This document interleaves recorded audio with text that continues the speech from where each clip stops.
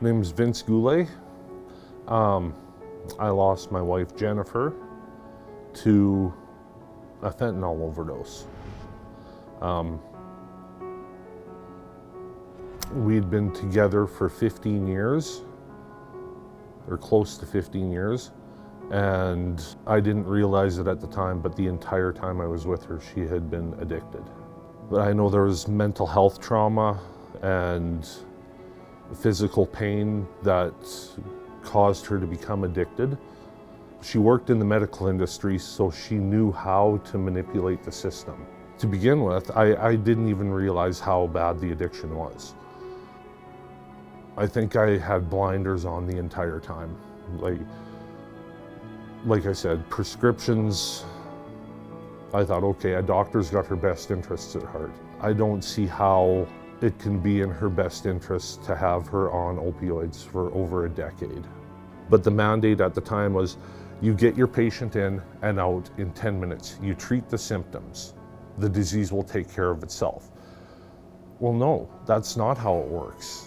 You treat the symptoms, but you're making the disease worse. And several of the doctors I've talked to, it's frustrating for them because they want to help. Some of the doctors, not so much.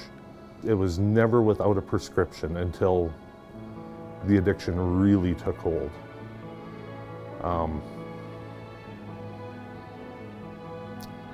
She was 38 when she passed. And she had actually been in recovery for 8 months at the time of her passing. And then she had some physical pain, hurt her back at work, and the only way she knew how to deal with that pain was opioids.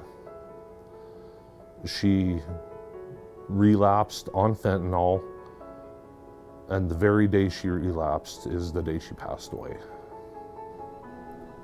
And now there's an open wound.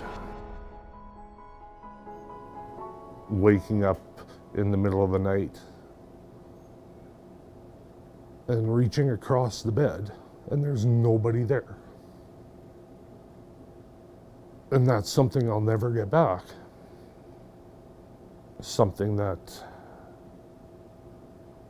it'll never go away. But it does get better. Some days are worse than others, but people should try to educate themselves more instead of judging. And that's the takeaway I'm getting from this. I want to help people understand that a person is an addict. We judge them because they're an addict, but that's not all they are. There's so much more. Like, my wife was an addict, she died, but my wife was also an EMT. She saved people's lives. She could be a crusty bitch. She really could. She had a thick skin, and she would not take any crap from people. And sometimes it rubbed people the wrong way. But they didn't see that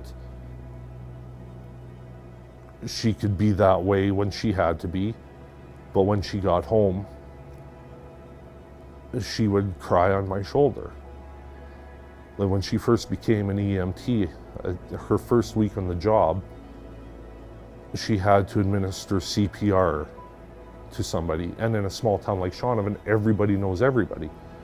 So she administered CPR to this man, and she come home just devastated because she thought she broke this man's ribs while she was doing that. You were saving his life. But it still devastated her. And people didn't get to see that side. They would see her as an addict, or her as a hard ass who was hard to get to know and hard to get along with. But they didn't see that soft side, that caring side. I'd like people to try to open their minds a little bit, be a little more understanding, be a little more compassionate.